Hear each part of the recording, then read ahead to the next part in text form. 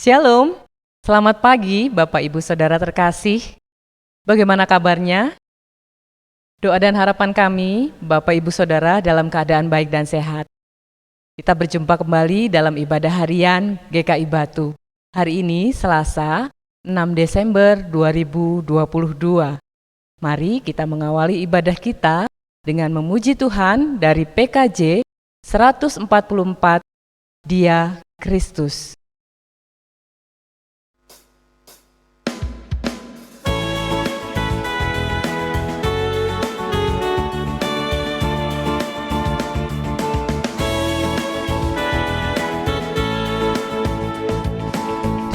Dia Kristus Immanuel, Raja damai. Dia Kristus, Dia Mesias, Putra Allah. Firman yang hidup, terang dunia, benteng yang teguh, batu keselamatan. Dia Kristus Sang Penebus, Domba Allah. Dia jalan kebenaran dan hidup. Yesus, Yesus, Dia Kristus. Yesus Kristus, Dia Tuhan.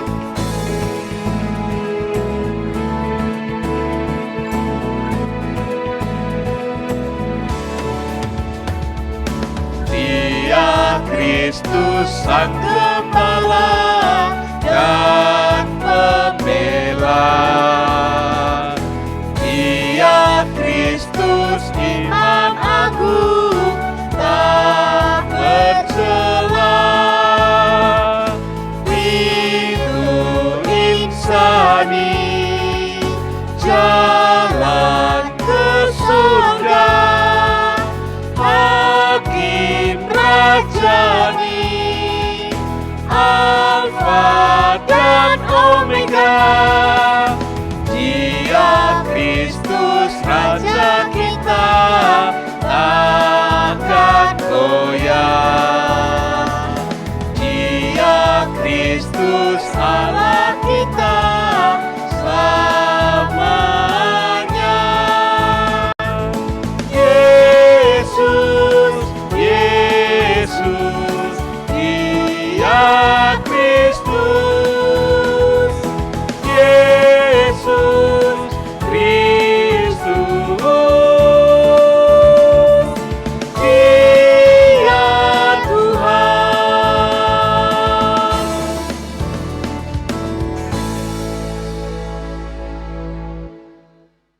Mari kita satu dalam doa.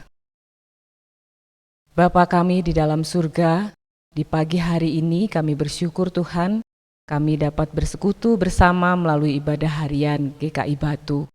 Kami akan mendengarkan firman-Mu, kiranya Roh Kudus menuntun kami ya Bapa, biarlah firman yang kami baca dan renungkan tidak berlalu sia-sia. Ajar kami untuk mampu melakukannya dalam kehidupan kami, hari lepas hari. Kami memohon kiranya juga Tuhan mengurapi, memberkati hamba-Mu, Bapak Pendeta Dwi Santoso untuk menyampaikan kebenaran sabda-Mu. Kiranya sabda-Mu yang disampaikan boleh memberkati setiap kami. Terima kasih Tuhan, dalam nama Tuhan Yesus kami sudah berdoa. Amin. Bacaan firman Tuhan terambil dari Roma pasal 15 ayat 14 sampai 19. Saudara-saudaraku, aku sendiri memang yakin tentang kamu, bahwa kamu juga telah penuh dengan kebaikan dan dengan segala pengetahuan dan sanggup untuk saling menasehati. Namun, karena kasih karunia yang telah dianugerahkan Allah kepadaku, Aku di sana-sini dengan agak berani telah menulis kepadamu untuk mengingatkan kamu, yaitu bahwa aku boleh menjadi pelayan Kristus Yesus bagi bangsa-bangsa bukan Yahudi dalam pelayanan pemberitaan Injil Allah, supaya bangsa-bangsa bukan Yahudi dapat diterima oleh Allah sebagai persembahan yang berkenan kepadanya, yang disucikan oleh Roh Kudus. Jadi dalam Kristus aku boleh bermegah tentang pelayananku bagi Allah, sebab aku tidak akan berani berkata-kata tentang sesuatu yang lain, kecuali tentang apa yang telah dikerjakan Kristus olehku, yaitu untuk memimpin bangsa-bangsa lain kepada ketaatan oleh perkataan dan perbuatan. Oleh kuasa tanda-tanda dan mujizat-mujizat dan oleh kuasa Roh. Demikianlah dalam perjalanan keliling dari Yerusalem sampai ke Ilirikum, aku telah memberitakan sepenuhnya Injil Kristus. Amin.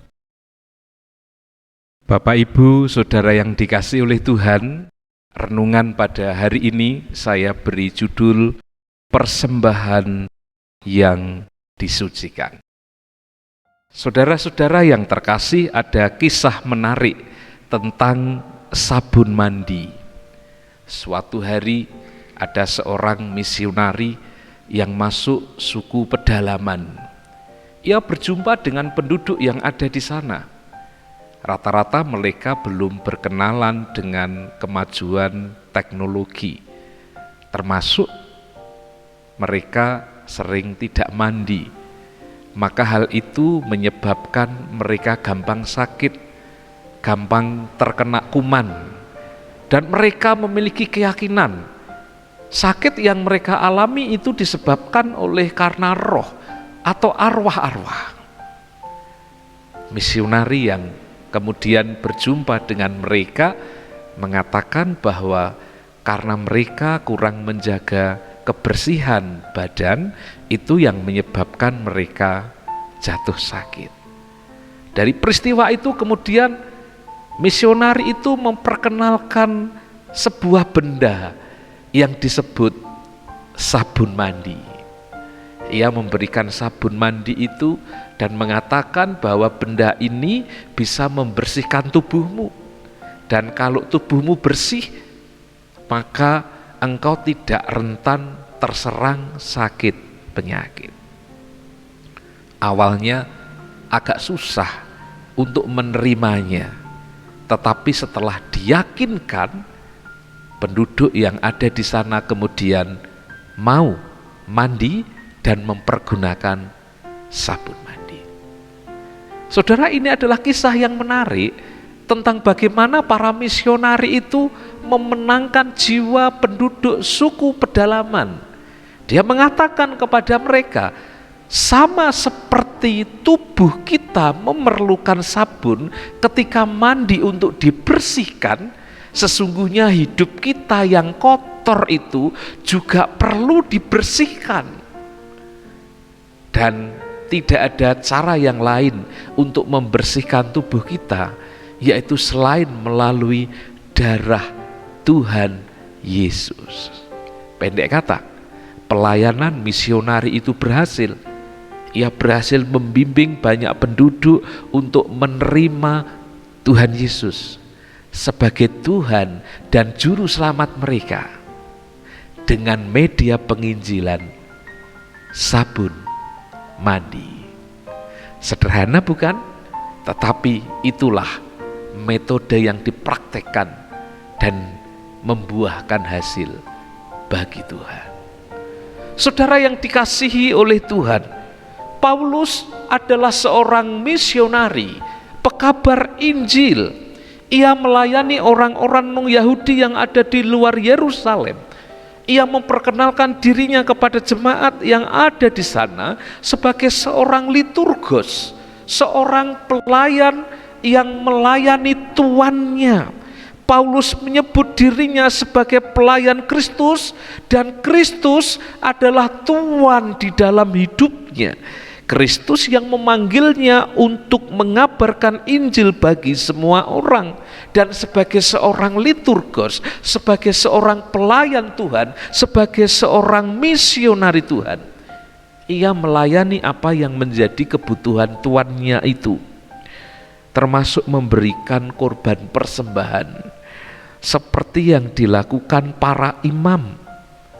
Korban persembahan yang dipersembahkan Paulus kepada Kristus bukan benda, bukan uang, tetapi jiwa-jiwa manusia, mereka yang ia perkenalkan, yang ia bawa, yang ia perjumpakan dengan Kristus. Persis seperti yang ia tulis di dalam Roma 12 ayatnya yang pertama, dan juga persis apa yang dikatakan Roma 15 ayat 16, bahwa orang-orang yang berdosa, orang-orang yang dibawa kepada Kristus itulah yang dipersembahkan dan kemudian disucikan oleh Roh Kudus. Saudara-saudara, tugas seorang misionari, pekabar Injil, ternyata setara kualitasnya dengan imam bangsa Israel pada zaman dahulu. Apa itu? Mempersembahkan korban yang suci, korban yang tidak bercacat celah, seperti yang diatur di dalam perjanjian lama. Dan korban suci itu adalah umat manusia yang bersedia menerima Injil, kabar baik, berita penyelamatan bahwa Yesus Kristus itu ditentukan oleh Bapa, diutus untuk menjadi juru selamat umatnya. Matius 1 ayat 21. Korban suci itu adalah kita, orang-orang yang dulu berdosa, tetapi setelah menerima Kristus kemudian dipimpin oleh Roh Kudus dan diarahkan agar hidup kita berpadanan dengan Injil Kristus, berpadanan dengan panggilan kita, dengan Tuhan kita yaitu Yesus Kristus, sehingga hidup kita yang kita serahkan kepada Roh Kudus itu dipimpinnya selalu untuk terus dikuduskan dan disempurnakan. Maka berbicara tentang persembahan, maka berbicara tentang dalam tanda petik upeti, biasanya yang menerima itu adalah Tuhan, penguasa hidup kita, seorang raja. Dan itulah Yesus Kristus yang adalah raja kehidupan kita. Maka tugas kita sekarang adalah bagaimana kita mempersembahkan hidup kita seperti yang dituntut di dalam Roma 12 ayat 1, yaitu mempersembahkan dengan ketotalitasan hidup kita. Itu adalah persembahan yang hidup, yang kudus dan berkenan kepada Allah. Dan melalui persembahan ketotalitasan hidup kita itu adalah menjadi ibadah yang sejati di hadapan Tuhan. Jadi bagi kita yang telah menerima Injil dan percaya kepada Kristus, maka mari hendaknya kita mempersembahkan diri kita kepada Dia. Mari kita membawa persembahan yang terbaik, bukan saja berupa harta benda, bukan saja berupa kambing domba, tetapi yang terpenting dan yang utama adalah kehidupan kita yang kita persembahkan kepada Tuhan. Saudara-saudara, kalau itu yang kita lakukan, maka akan membuat hidup kita tidak mudah dan kita tidak akan hidup sembarangan mengikuti semangat kehidupan dunia ini. Kalau kita lanjutkan membaca di dalam Roma 12 ayat 2, kita dituntut untuk berubah agar kita tidak menjadi serupa dengan dunia.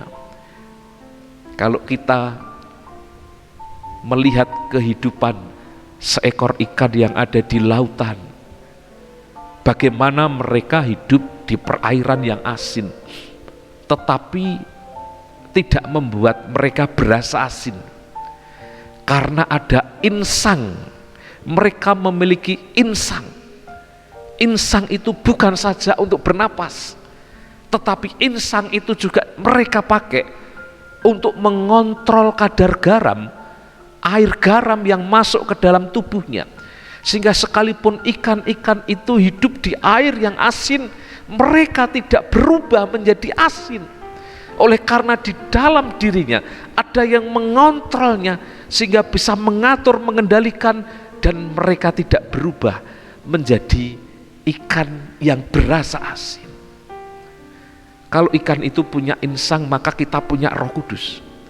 Roh Kudus itu menolong kita bukan saja agar kita bisa bernafas secara rohani kita, jiwa kita, tetapi dia juga bisa mengontrol, memimpin hidup kita, supaya hidup kita tidak terasa seperti dunia, supaya hidup kita tidak menjadi duniawi, tetapi hidup kita tetap menjadi kurban yang suci. Hidup kita tetap dilingkupi dan dijaga kekudusan hidup kita, sehingga kita menjadi sesuatu yang berkenan kepada Tuhan. Karena itu saudara, mari kita aktifkan peran Roh Kudus di dalam hidup kita, supaya hidup kita menjadi kurban persembahan yang suci bagi Bapa. Jika kita mau dipimpin oleh Roh Kudus senantiasa, maka tidak ada yang mustahil bagi Dia. Kalau ada orang berkata, Pak, apa bisa saya menjaga kekudusan hidup saya? Pak, apa bisa saya tidak berbuat dosa? Maka jawabannya, di dalam Kristus kita bisa tidak berbuat dosa. Kalau kita mengikuti anjuran dan ajakan Tuhan Yesus untuk tinggal di dalam persekutuan dengan Dia, maka kita bisa melakukan hal-hal yang tidak mungkin bagi kita, tetapi bersama Dia hal yang tidak mungkin itu menjadi mungkin. Mungkin kita berkata, sulit Pak, bagaimana di tengah-tengah kehidupan saya di masyarakat, di tengah-tengah pekerjaan, banyak pekerjaan di kantor mereka menghalalkan segala cara, bahkan mungkin di dunia bisnis ada banyak orang melakukan pekerjaan dengan tangan yang kotor. Mereka berkompromi dengan semangat kehidupan dunia ini. Kita memiliki Allah sang sumber berkat, Tuhan Yesus itu, dan kita percaya kepada Dia, bahwa ketika kita membangun persekutuan yang intim dengan Dia, maka kuasanya akan memampukan kita terhindar dari jerat yang membuat kita masuk kubangan dosa yang semakin dalam. Kalau kita mau setia mengikut dan tinggal di dalam persekutuan dengan Dia, apa yang mustahil bagi dunia itu dikerjakan Tuhan dengan setia untuk kita. Ia bukan saja melindungi kekudusan hidup kita, tetapi juga Ia akan memberkati kehidupan kita, bisnis kita, keluarga kita. Kata kuncinya adalah bagaimana kita setia membangun persekutuan bersama dengan Dia. Saudara, teruslah berjuang untuk menjaga kehidupan saudara, dan tentu juga saya dan kita semuanya. Supaya apa? Supaya melalui persembahan hidup kita yang berkenan bagi Tuhan itu, berkat Tuhan tercurah untuk kehidupan kita. Tuhan memberkati saudara yang dengan setia memberi diri dengan setia, memberikan hidup kita bagi persembahan kepada Tuhan. Tuhan menolong dan menyertai kita. Amin. Mari kita berdoa. Tuhan, kami bersyukur kepadamu karena Tuhan mengingatkan siapa diri kami, orang-orang tebusan-Mu. Engkau telah memberkati kehidupan kami selama ini, dan Engkau mengingatkan kami pada hari ini bahwa sesungguhnya kami adalah milik-Mu yang patut kami persembahkan seutuhnya secara totalitas hanya untuk keluhuran nama Tuhan. Karena itu Tuhan, jangan biarkan kami menjalani kehidupan kami dengan sia-sia, tetapi kiranya di dalam perlindungan dan kasih anugerah-Mu, Engkau memampukan kami untuk menjalani kehidupan kami agar seturut dengan kehendak-Mu. Terima kasih Bapa, kami menyerahkan kehidupan kami hari ini, dan seluruh jemaat GKI Batu dan simpatisan, dan siapapun yang mengikuti ibadah pada hari ini, kiranya berkat Tuhan turun atas kami semuanya. Saudaraku, arahkanlah hatimu kepada Tuhan dan sambutlah berkat-Nya. Damai sejahtera Allah yang melampaui segala akal akan memelihara hati dan pikiranmu di dalam Kristus Yesus. Damai sejahtera yang mengalir dari Allah Bapa, Putra, dan Roh Kudus menyertai hidupmu, keluargamu, pekerjaanmu sekarang dan selamanya. Amin. Selamat pagi Bapak Ibu, Tuhan memberkati kita sekalian. Salam sehat. Shalom.